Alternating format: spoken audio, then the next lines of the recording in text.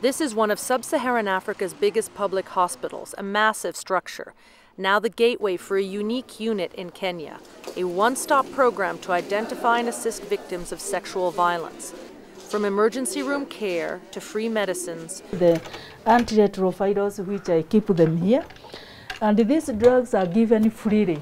Through the hallway maze to a haven, the Gender-Based Violence Recovery Center. Here, the survivors of violence join nurses and counselors and support groups. The hospital partners with the Coalition on Violence Against Women. We provide pro bono lawyering, we provide self-representation training on legal issues, just in case the woman wants to go to court, but mainly that we provide the option. Many of them do not take the option, but they know.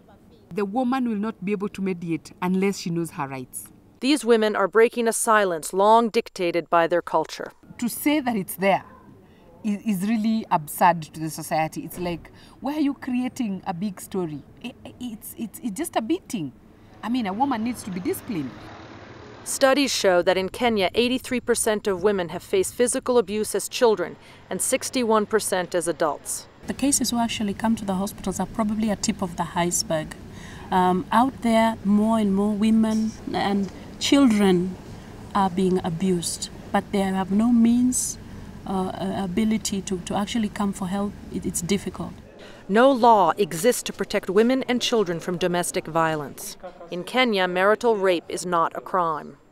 One of the worst cases that I have ever seen in my life, and that is even very traumatizing for me as a seasoned healthcare worker to look at, is a woman who was burnt by her husband. He had been, they had a disagreement because he wanted her to be bringing children for him to have sex with, and she refused.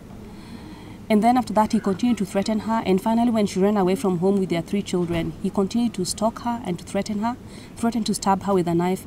And finally, one day when she was leaving work, he followed her onto public transport. And when she got off the public transport, he threw petrol on her and lit a match. Patricia is burned over 75% of her body. The husband tried to kill her. He has harmed her body, but he has not harmed her spirit and her soul. And she has said that she will continue to be strong. She wants to be well.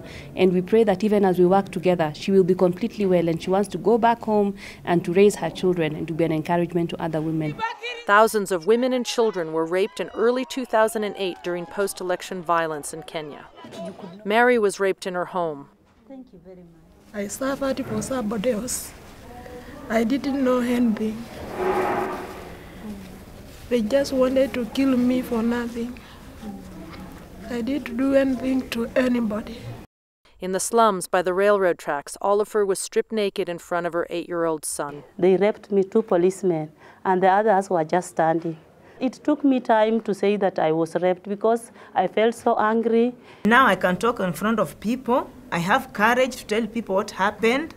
Sharing helps break the silence. A supporter of COVA, United Nations Development Fund for Women's Ines Alberti, came to Kenyatta Hospital as part of the global launch of UNIFEM's Say No, Unite to End Violence Against Women campaign. Yes. Breaking the silence can help to prevent the repetition of these things. Here, healing comes in many forms. Say no. Yeah, no gender violence, no physical, no rape. We are tired. And when the pain overwhelms, there is always song. Donatella Lorch, Nairobi, Kenya.